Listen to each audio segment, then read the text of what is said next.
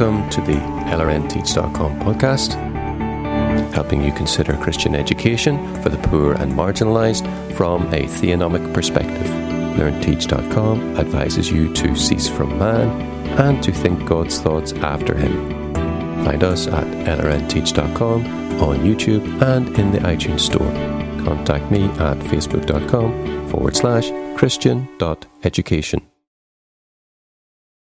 So, can a high school give you an education? Well, it can give you some kind of an education. It can be poor or it can be better, but the thing as Christians is, what is the center of that education? What is the worldview? What is the core of it? And of course, as parents, you want your children to grow up like you. You want them to, of course, be better off and more accomplished, but you want them to have the same values that you have. And as soon as you put them into the hands of someone else, you're entrusting that person with a great responsibility. We're told by God to raise our children in the fear and admonition of the Lord. Put them into a school that has some other agenda or some other Lord in mind, and you've got a problem. It's incumbent on parents to make sure that the education their children have is one that they'll feel comfortable with when they stand before God on Judgment Day and give account for how they raise their children. And the Robson Curriculum wants to put as much of that responsibility back into the hands of the parents as possible. And of course, we are a Christian curriculum, so it begins with the Bible. That is the foundational book of the curriculum. And it ends with the Institutes of the Christian Religion by John Calvin. And we hope that in between there, they get a very good general education in the 3 R's, and of course, every subject you could name, and prepare them for life, but mostly prepare them how to learn and how to solve problems and how to think. And so we give them a 6,500 word vocabulary. We give them 2 hours a day of math and science. We give them an extensive reading list with a wide variety of a selection of the best books in the English language. And through it all, we hope that we're going to accomplish that task. Of course, we do it for just $195 for all your children for all 12 years, including everything except the math books. That's quite something. And I just want to underline the point that if you do send your child to any given state high school, that yes, the teacher will have some responsibility for how your child turns out, but the ultimate responsibility is with you as a parent. Just because you've shipped them away to a Christian school, which is great, or a state school, which is definitely not great, then either way, you have the responsibility. You just can't get around it, so you got to deal with it. Now, it's not always a great business plan to sell responsibility. A wise man once told me, but you've been working there for quite some time. Obviously, some people are buying it, as it were. So you've been extensively involved with the Robson Curriculum. Could you give us a little potted history of your involvement? So what attracted you to the Robson Curriculum as against its competitors, and what lessons you have learned about educating as someone involved in the production side of the Christian curriculum? Right. Well, the last thing I ever thought I would be doing was being involved in education of any kind. The thought just did not appeal to me at all. But here I was, kind of a computer geek. Before that was cool, way back in the day. My dad took me to a film at the Ontario Science Centre, and it was all about how computers doubled in power for the same price every 18 months, Moore's Law. And I thought, well, that's a thought worth capturing for Christ. And so I got into computers, and then I thought, what worthwhile thing can I do with this skill? And so I volunteered myself to Gary North and to Dr. Robson. And Dr. Robson took me up on it, and his wife tragically had just died of a rare pancreatic disorder, and she was the computer geek in that relationship. And so I came along just in time to meet some of that need, and we ended up doing a couple of projects. I was writing for a newsletter to energy.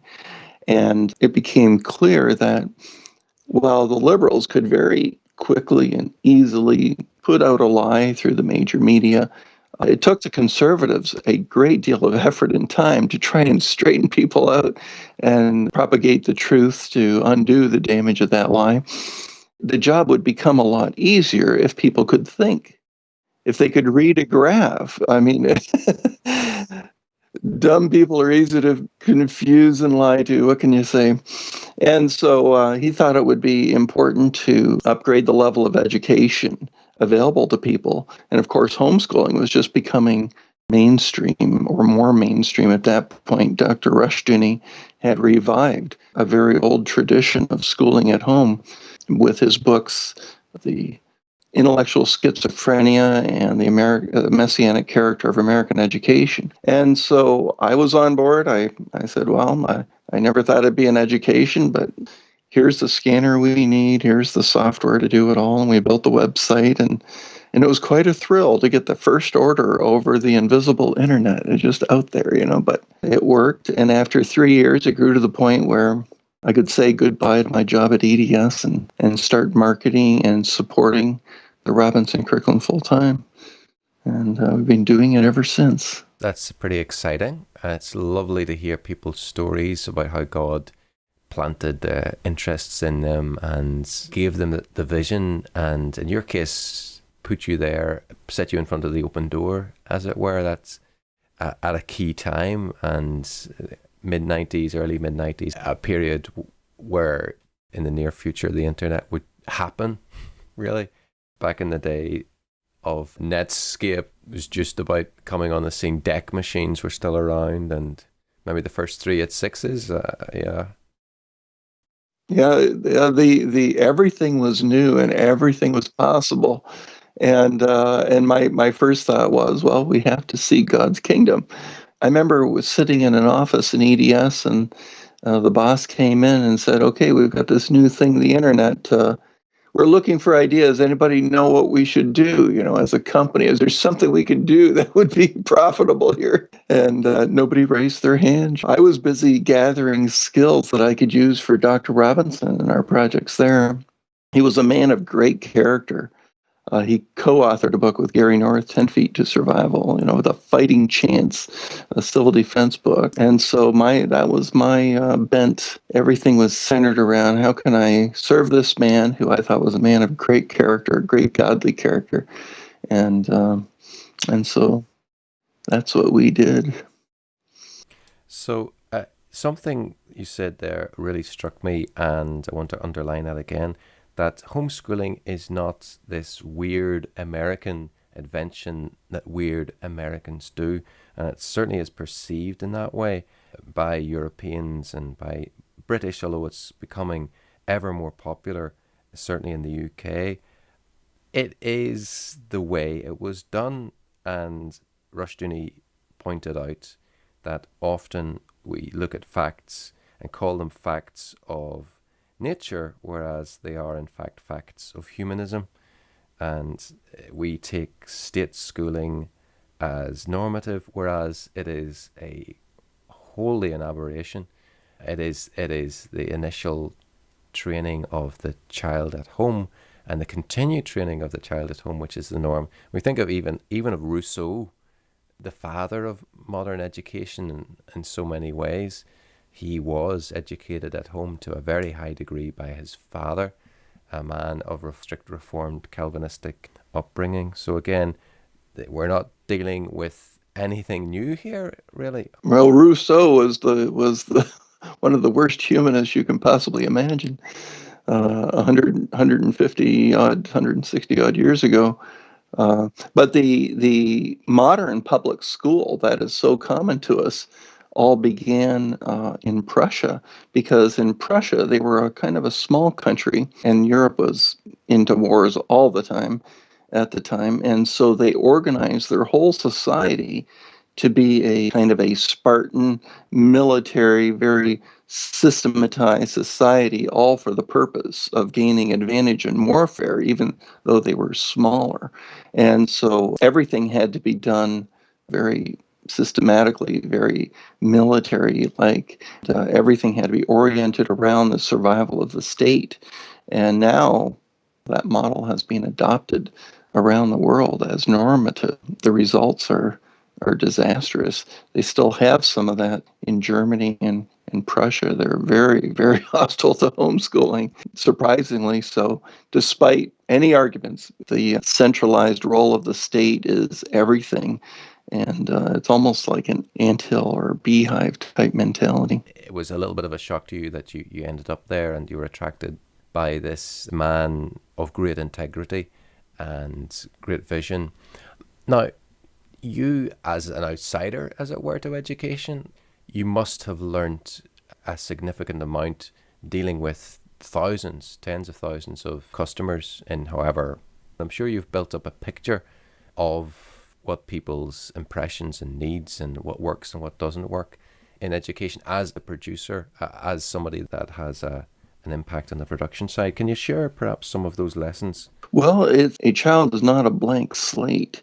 Their brains are almost completely and fully developed the moment they come out of the womb. And so after that, they learn by example, first and foremost. And a mother right away instinctively teaches that child the language that is going to be central to its life. And then she loses all confidence that she can teach anything else and wants to send them off in many cases. But in fact, she is a great teacher.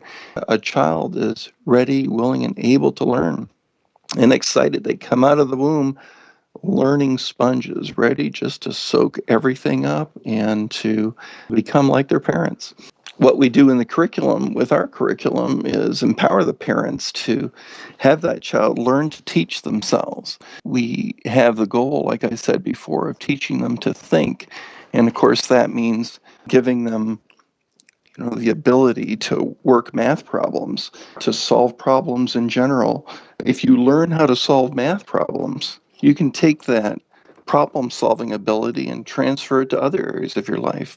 And so teaching them problem-solving skills is job one. It's the most difficult thing they do every day. First thing in the morning is solve a tough set of problems. And when they grow up, there's no problem they can come across that they don't feel comfortable tackling and solving that problem, whether it's math or just anything in life. We don't know exactly how people learn how to solve problems, but we do know that if we let them take ownership of the process and don't spoon feed them everything, they can learn to solve problems on their own. And that's an incredibly valuable skill for a child to have. And we want to inculcate that problem-solving skill as much as possible. And so one of the big differences between our curriculum and a public school is that in the public schools now, you'll have parents say, well, my child got a problem right, but he still got marked as wrong because the teacher didn't like the way he did it. He didn't do it in the way prescribed. And we do the opposite. We say, well, between any problem and its answer, there are thousands of possible solutions. And we want a child to find the way of solving a problem that is native to their thinking, that they've discovered on their own. And we don't want to dictate how you get from A to B, just that you get the right answer. That's the important thing.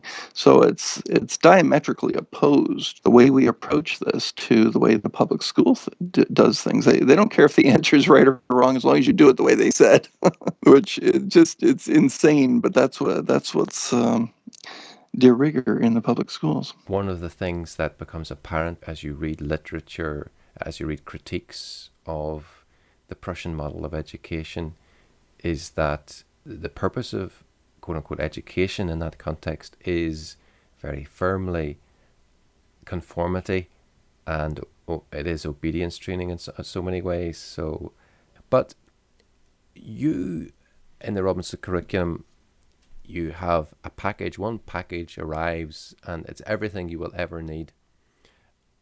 So you have the stuff, the Robinson stuff. You have one parent or two parents, or a grandparent, or yes, indeed, a grandparent, and you have one child, two children, three children, four children, five children, however many. You have eaten your own dog food, as you put it. You have gone through the Robinson curriculum, and it has gone through you and through your children. So how do you start? I mean, the high school has this advantage of these highly educated PhD people designing their curriculum, of psychologists designing computer programs and textbooks, these well endowed textbook companies breaking things down into chunks. You have universities that are dedicated to the art of teaching. You have all this infrastructure behind it, but you are naked and open, as it were, with several glorified pieces of paper, and the educator and the educated. How do you start? What does it And look they're like? certified. Don't forget they're certified. We're not certified. They don't have just any piece of paper. They have the piece of paper which has been somehow anointed or whatever. They are the appointed ones. But how do you start? Tell us what it's like. Well, they turn out garbage, and you think, how can this be? They spend ten to $20,000 a year per child of tax money goes into this system.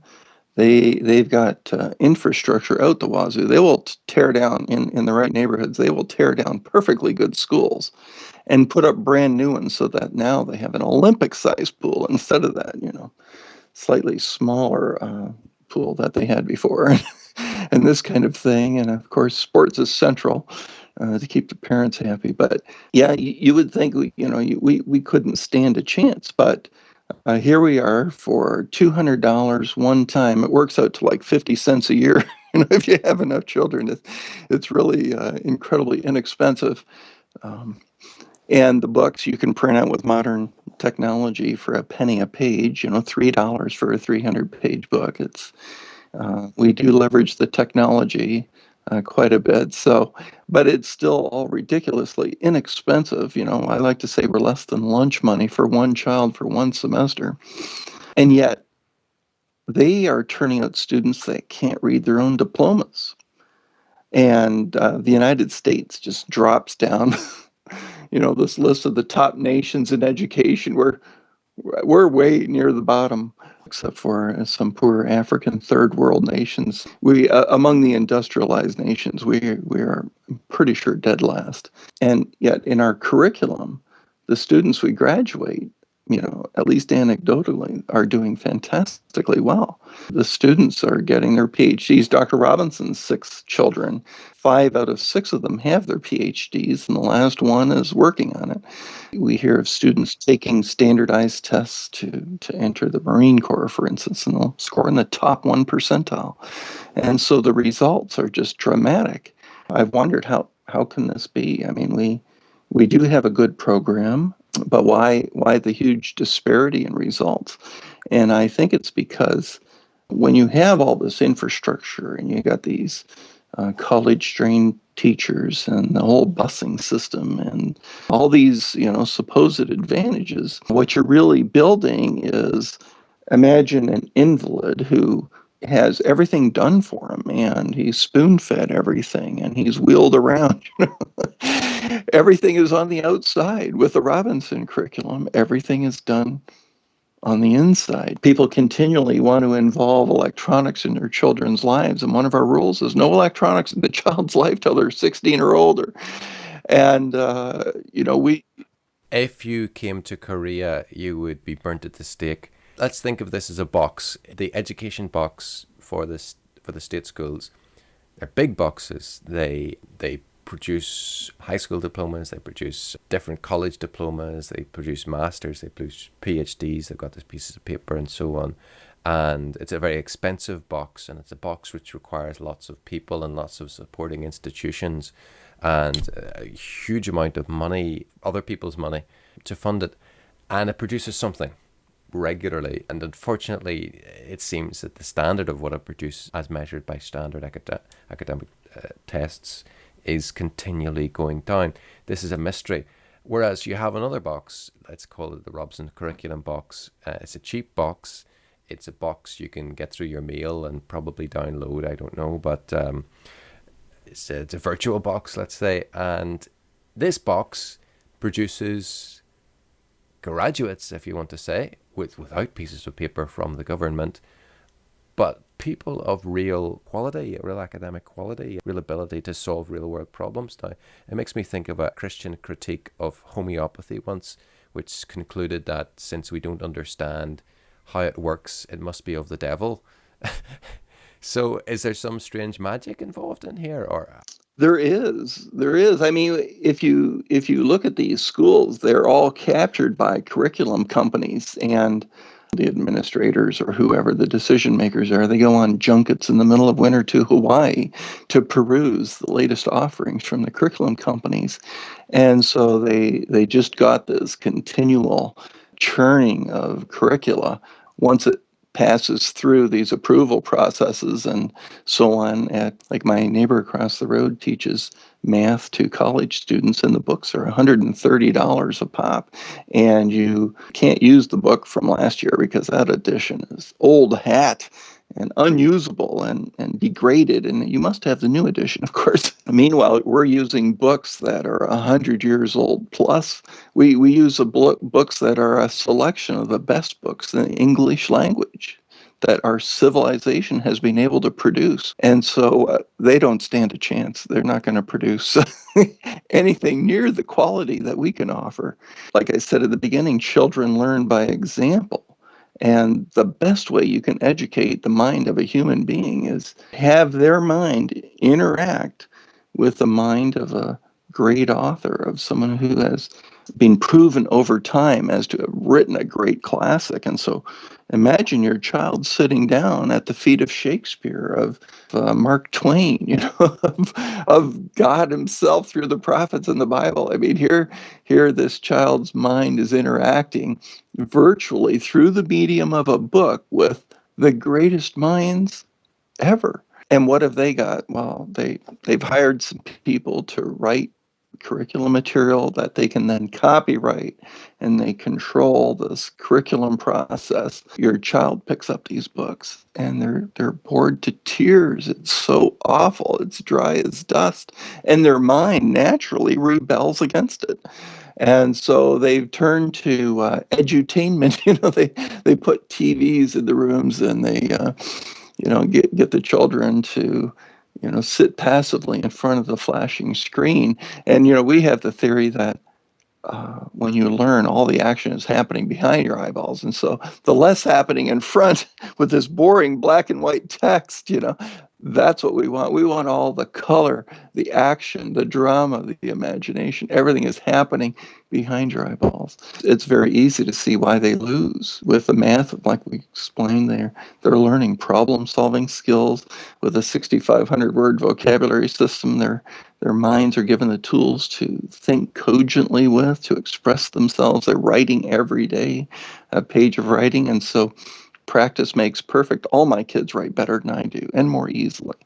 They've just done it every day of their lives. And of course, when they do go to higher education, they're perfectly well suited to take an assignment, to take a book, whatever, and absorb the knowledge out of that book, and to write a report, and to then take, the math that they've learned and apply that to the real world in physics and chemistry and thermodynamics and statistics, which are also included in our curriculum.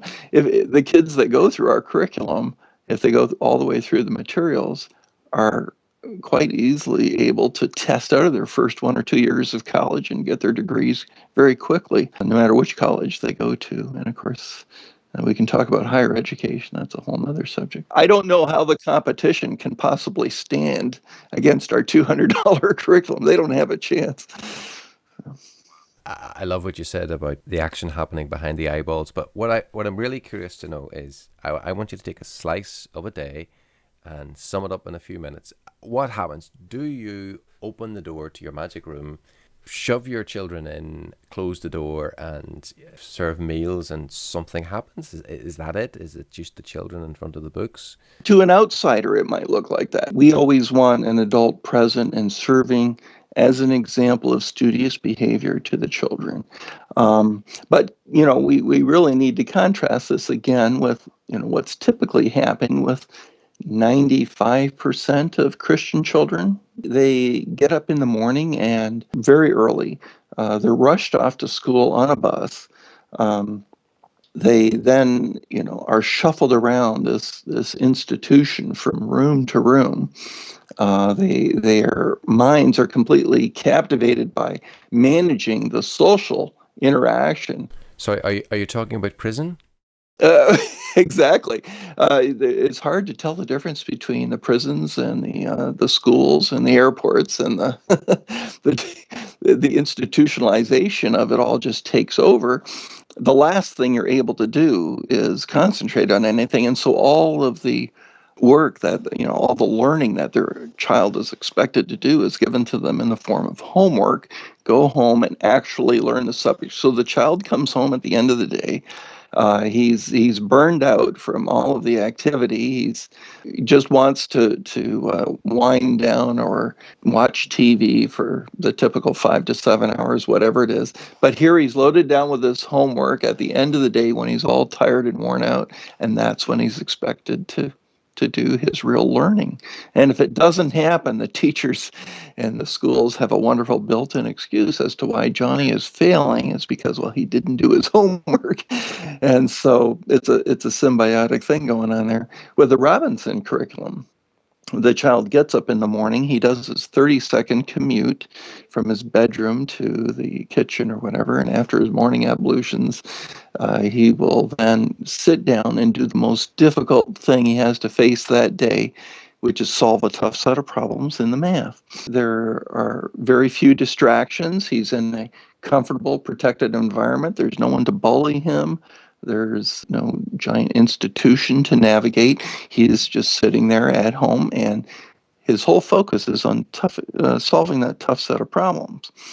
And so he does that. He's got 2 hours to do that. And then he'll take a break and then sit down and do his writing. And then his vocabulary, a couple of words of vocabulary study, and then a couple of chapters of reading in whichever book he's in. Again, a selection of the best books in the English language. So these books are not dry as dust textbooks. They're books that excite the imagination. They're books that are very well written and very interesting to read. And of course, always appropriate to that level, whatever the child is in.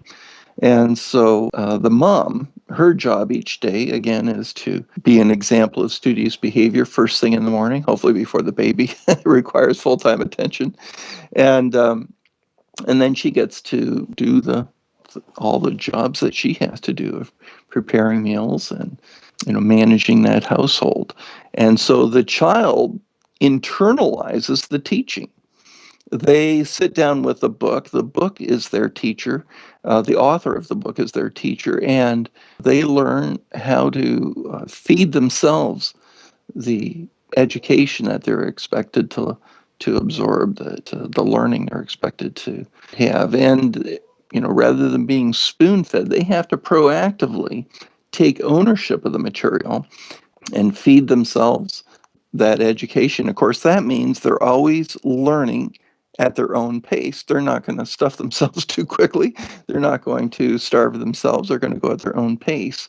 And they do that in each of the different subject areas. So if they're sick or something, they're going to go slower through the material. And if they're feeling great and they're engaging in one of our recommended techniques, the oral learning technique, they're going to go through the material very quickly and accomplish a lot. And so every child is given their head, go for it. And the children love it. Almost all of the children that get into this curriculum, once they figure out what's going on, they really do like feeding themselves. Who wants to be spoon-fed? Unless you're starving and an invalid, nobody wants to be spoon-fed. So I think having them take mental ownership of the material and then sit down in front of a selection of the best materials that they can possibly hope for in the math and in the vocabulary and in the reading, they can't help but get a very good education and well trained to later on in life continue to solve problems, continue to pick up a book and absorb the knowledge out of the book. And can you imagine when I was in EDS, if we had to learn a new database program or something, they would send us off to class for $5,000 a week. You would sit in this class and they would spoon feed you this material.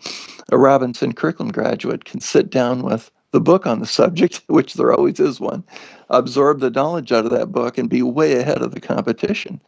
And with the way technology changes and so on, that's an incredible skill to have. Very valuable. Just as you talk, the word that springs to mind is liberation. Well, of course, liberation is, yes, it's liberation from, and maybe that is liberation from the institution which shares a large number of characteristics with prison or nasty places like airports. But much more than that, it's liberation too, and it's liberation to be able to converse with the greatest minds in name your discipline. It's the liberation to be able to access knowledge which is hidden in books. And for those that have perhaps, like myself, I feel rather neglected their education and then subsequently were compelled to actually learn something, one does feel one's limitations when one addresses more difficult material. So this is liberation from a lot of drudgery in the adult life. There is just so much going for this curriculum. LRNteach.com, it's about considering Christian education for the poor and marginalized. And I spent some small length of time, a couple of years in Africa, and many of the cliches are true. Africa, it's a big place, but pretty uniformly it is poor. And much of Africa, East Africa, is English speaking, and many in French speaking areas aspire to learning English as well. So we have here in the Robson curriculum a Christian curriculum, a very methodologically sound curriculum, which does not require highly paid teachers or great edifices. It does not require certification, but it will give, regardless of your background, if you can stump up between a few people that money, then you buy it, you download it, and the internet is coming more and more throughout Africa. You have it, you've got something that will work for you no matter what your background is. Here it is, it's on a plate. But let's move on. High school. If high schools are well endowed, then universities are superbly endowed, and they have even better minds working at them, and you get to address these great minds. They're not hidden behind the textbooks. Is there anything that the Christian can come up with to compete with these imposing institutions, which sadly are bastions of humanism, and even and perhaps especially the Bible college and seminaries? You're lucky to come out of it with your faith. What can we do to address this? Right. Well, again, the competition to anyone wanting to enter that field is incredible, because you just look at these colleges. A lot of them here in the States started out as seminaries. They would take students, once you knew your Greek and your Hebrew and you could prove yourself to be very well educated, then you got to enter university and study theology and become a pastor or whatever. And now you go to these same places a couple of hundred years later, Harvard and Yale and so on, and they are absolute bastions of every anti-God philosophy that you can possibly imagine. Now, there are technical schools like MIT and, of course, the best one, the Institute of Science in California, Caltech. And they're, as long as they're sticking to the sciences, again, taking math and applying it to the real world, developing technology and techniques and so on, they're still untouchable. They're very much at the top of their game. But when we look at the normal 4-year liberal arts college, which there's tons of them around here, the even the tuitions there to get through 4 years, you're looking at going in debt. I don't know, I suppose at the very cheapest colleges with lots of financial aid, maybe only 50,000. Others with a bigger name, you're talking maybe $250,000 in debt to end up with this piece of paper at the end. There, where they're just the humanities, law, history, sociology, psychology, all these soft humanities.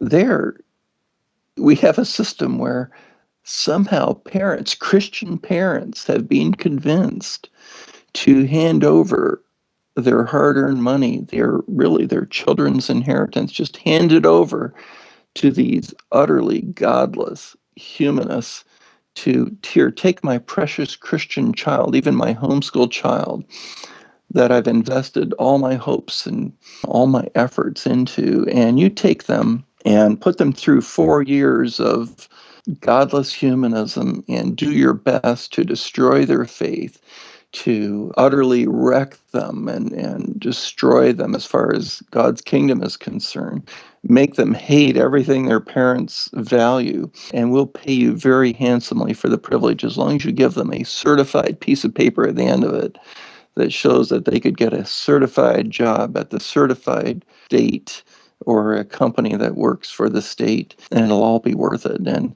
what a travesty. What an absolute travesty that is. Dr. Robinson said, what am I going to do with this system? And so with his children, they went the advanced placement exam route, and his children would take advanced placement exams and try to test out of their first 1 or 2 years of this college system all the deadly 101 courses where they heavily propagandize you into a very foreign, godless worldview, and then just focus on the sciences, which are least corrupt. The closer you are to math, the harder it is to corrupt things, I suppose, applied math and so on. And that's what he did with his children. They all got chemistry and math degrees and then went on to their PhD studies. Now, with my children, I've got 6 children as well. The whole idea of trying to navigate that mess and fight those battles, and Dr. Robinson did have some battles he had to fight trying to keep his girls out of these classes where they teach that all sex is rape and this type of thing, rather than fight that whole battle. And then there's another battle if you want to send them to Christian schools and Bible schools. They're just very expensive and often not very orthodox. I'm a testament to that. I graduated from Calvin College in Grand Rapids, Michigan, and the last thing you're going to do is learn the Reformed faith there, much less Christian Reconstruction, reconstructing all things in terms of Christ and his authority to rule. All authority in heaven and earth is given unto me. Make disciples of the nations. You're not going to learn that at any Christian college that I'm aware of. And so what am I going to do with my children? And out of necessity, we had to create a college, that gave you enough headroom where you could get a 2-year or 4-year or even a 7-year education that would equip you to seek God's kingdom, to reconstruct everything in terms of Christ. And so that's the route we've gone, and the result today is pocketcollege.com. And if you go there, you'll find lots of excellent audio by Rushus John Rushdoony, and you'll find his books there available to read online. Right. We did the same thing as Dr. Robinson. Dr. Robinson, when his wife died, his youngest was 1.5, his oldest was 12, and he was left without his teacher. And so he had, of necessity, to come up with a way to educate these children that kept them out of the institution, that kept their family whole. And I had the same thing. I was looking for a way to keep my children out of the institution. Now, a couple of my girls have gone to community college for sewing and design and things like that, which is fine. I got a son who wants to become a nurse or nurse's aide. He's very good at dealing with people and wants to help them. But for all the humanities side of things, for the worldview things, for their values and so on, the last thing I wanted to do was take my precious children that God has entrusted me with and hand over my life savings to an institution to convert them into humanists. I cast about for what would God have me to do in this situation, and a friend introduced me to the Mount Olive Tape Library down in Mississippi, Texas.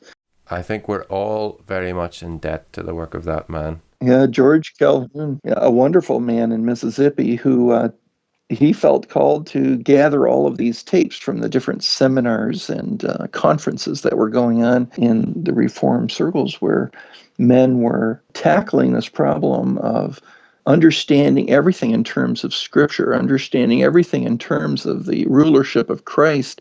And he would gather all these tapes and put them in this library and loan them out 12 at a time for 6 weeks for $2.50, $2.50. Because of my upbringing and the vision my dad helped give me, I thought, how can I capture this for Christ? How can I convert these tapes to digital form and make them available to everybody? And that was in 98, thanks to a friend, Glenn Moots. And then after 5 years, I found the right machine, and God enabled me to convert it to be a high-speed digitizer, and we started that project. I wanted to focus on the best material first, which, due to my association with Gary North, I understood to be Dr. Rushdoony, and so I did that. And then as I was digitizing them, I listened to them. And for 3.5 years, starting probably in 2004, once I had some of these things done and organized, for 3.5 years, every day in the middle of the night, I would hit the little button on my CD player and it would play a track, and I would listen to a lecture by or a lesson by Dr. Rushdoony. And after 6 months, I realized my brain was being transformed. I was 45 at the time, and yet my brain was being transformed. It was converting into something else, like a butterfly coming out of a chrysalis type of thing. It was converting from this caterpillar into something else. And then after 3.5 years, I was definitely a different person. And I was born and raised Reformed and got converted by reading C.S. Lewis and read, due to him, everything by J.R.R. Tolkien, and realized the value of the eucatastrophe, and that he was really communicating. And then from him, Charles Williams, and from him you get this incredible doctrine of coherence. And yet, to really solidify everything and to make it very explicit, I needed Dr. Rushdoony. And of course, Dr. Rushdoony is a phenomenal man, which I slowly discovered. Sharing him with the world has been one of the greatest privileges of my life.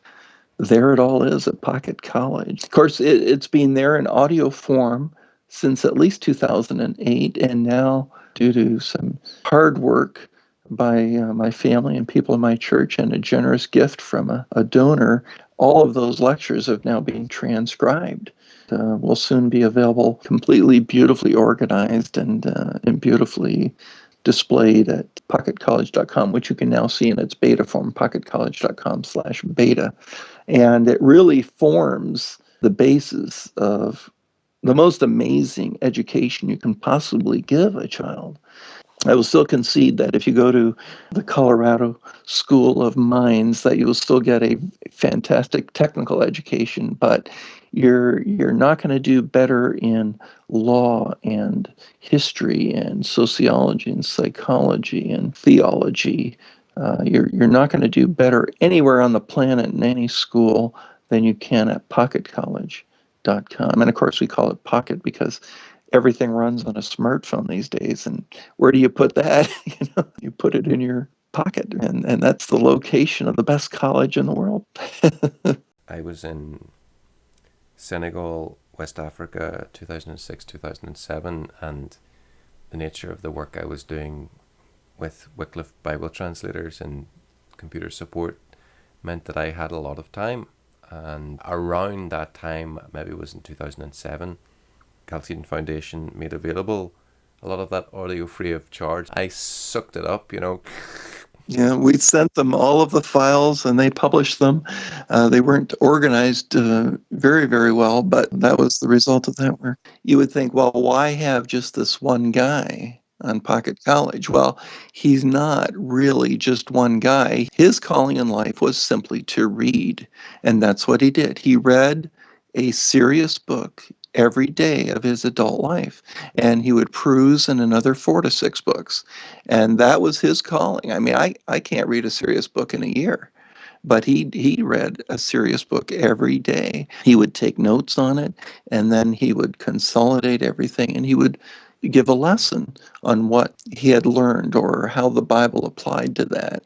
And so really when you're listening to Rushdoony, you're listening to a distilled form of every great Christian thinker through history, certainly starting with all of the prophets and the patriarchs. So really when you listen to Rushdoony, you're listening to thousands of different Christian authors, and then given the Christian point of view on all of the non-Christian authors, the secularist or those who are opposed to Christ, he's taken them all in hand and given them the Christian treatment, scrubbing them down and finding out what's really going on and putting them in their place. Who are these people? Where are they really coming from? And what does this all mean?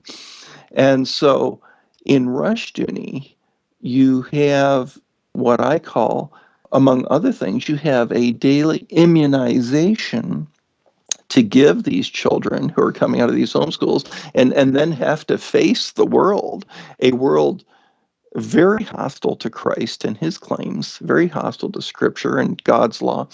And you're giving them an immunization against all the degradation and depredations of that godless culture out there. But it's even more powerful than that. These children are then learning by example. They're learning and internalizing all of this good Christian thinking, learning to think God's thoughts after him so that they can then go out and be that salt and be the agents of discipling the nations, which interview with Stephen Perks was so elucidated so well in that in his book, The Decommissioning, The Great Decommissioning.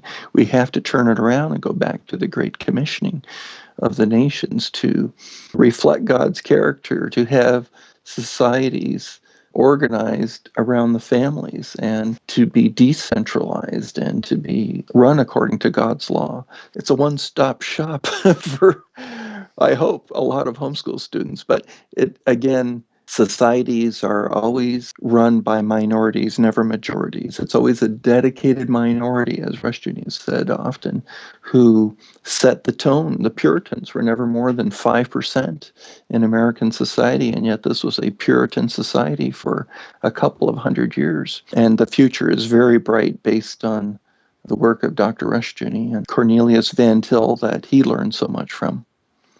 I want to underline, and this is something which is constantly a surprise to me, and I need reminding of it myself, that to get an education, you don't need the certified teacher, you don't need an institution, you don't need an exam, you don't need any accreditation really from anyone. You don't need a specially crafted piece of paper.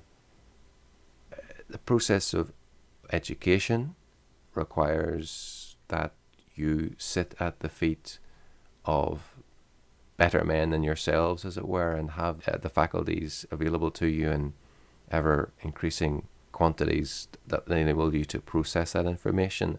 And of course, there's more than just information. There's wisdom and so on. But I find myself constantly surprised that I am able to answer questions in the small groups and so on. And I have a perspective that perhaps other folks don't. And it's certainly not because I'm smarter than other people present, but it's because I've spent time listening in the company of a man much better than myself who pointed to other men who pointed to God, or other men who were so formative of our thinking, the Rousseaus of this world, the Freuds of this world, the great humanistic thinkers, which we need to know about because they are the masters of our world and of our mind, unless we identify them and excise them and exercise them. You don't need the infrastructure. All you need is a smartphone, and increasingly in Africa, the smartphone is abounding all over the world. I don't need to tell anyone. Name the country, Bangladesh, you name it, the cell phone is present. The door is open, of course. If English is not your native language, you have a steeper hill to climb, but Well, Google has a very serious effort underway called the 100 by 100. And there you have 100 languages able to be translated into any other 100 languages. You can take almost anything that is in written form, and Google Translator will, an always improving job of translating it. And of course, English is becoming a second language for most of the world. So really, the one worlders, evil guys all trying to put everything into a one world order are really doing a lot of our work for us by propagating this technology and propagating the English language. People learn by example, and here you have a way to do that that's outside of any institution, and the cost is zero.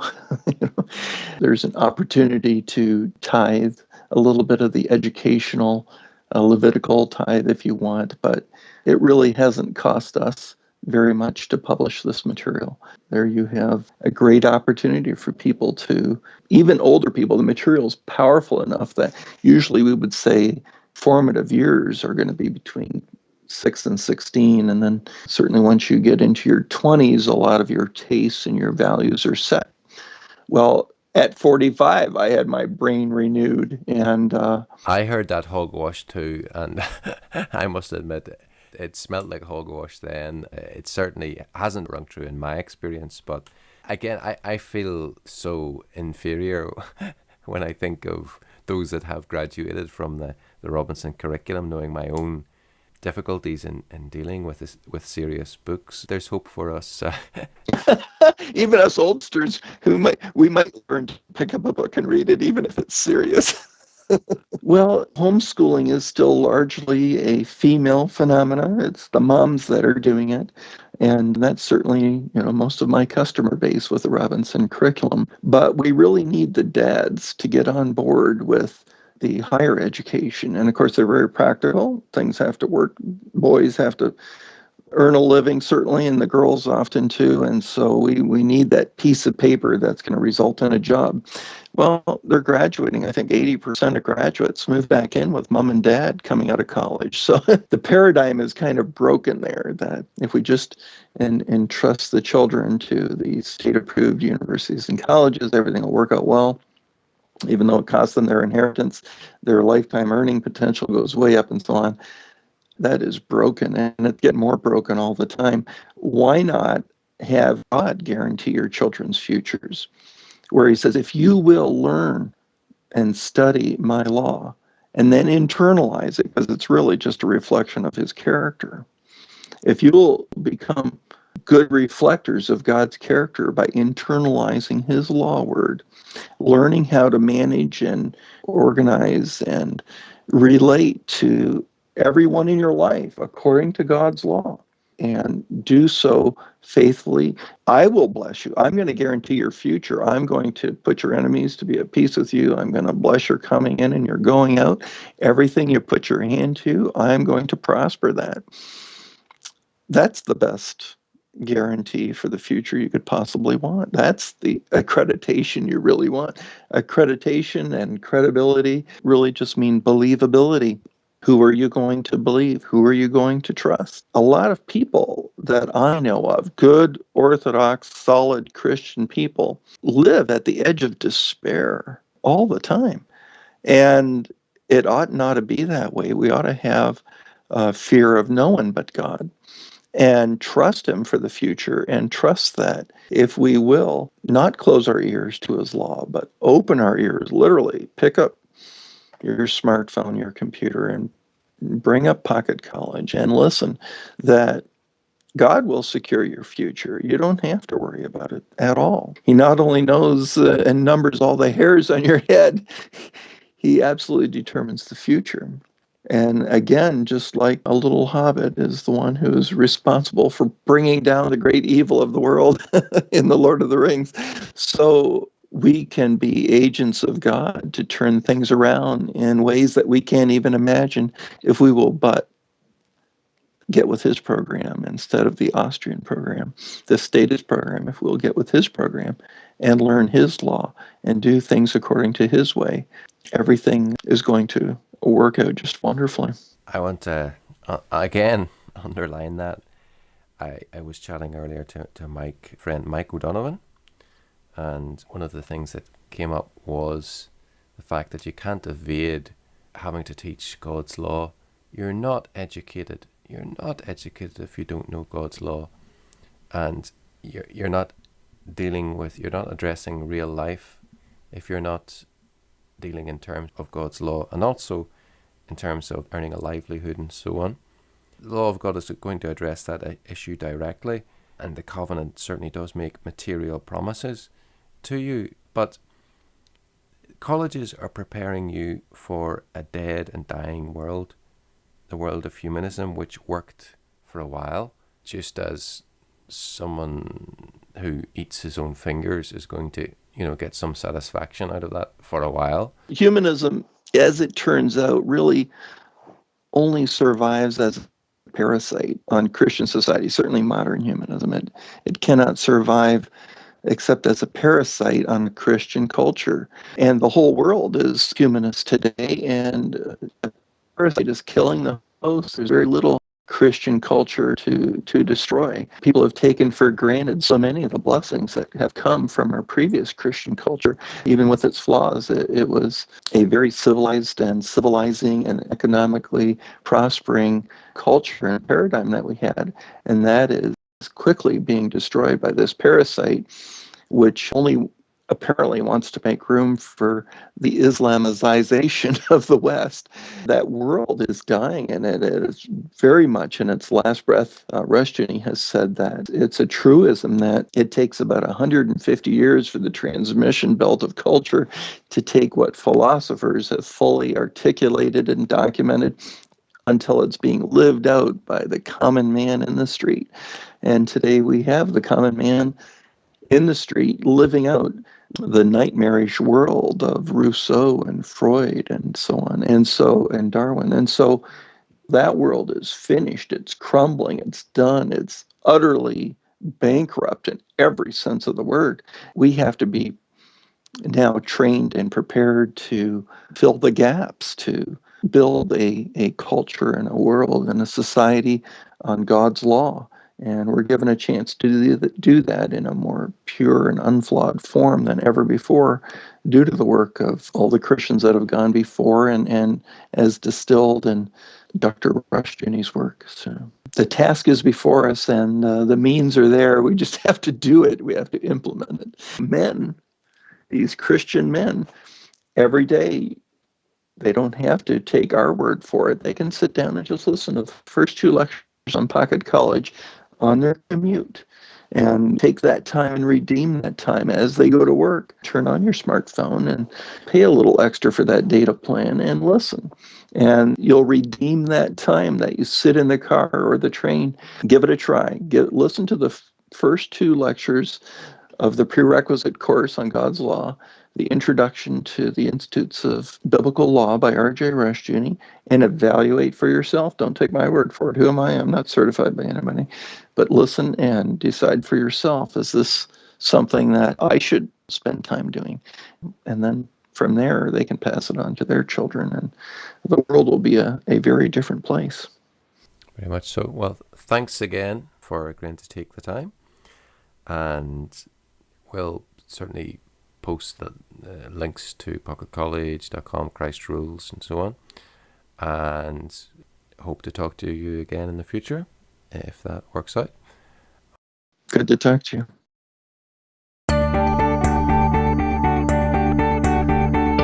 Thanks for listening. I hope you found it edifying. Subscribe to the podcast on iTunes and YouTube. Remember to think God's thoughts after Him by the power of the Holy Spirit. Until next time, every blessing in the Lord.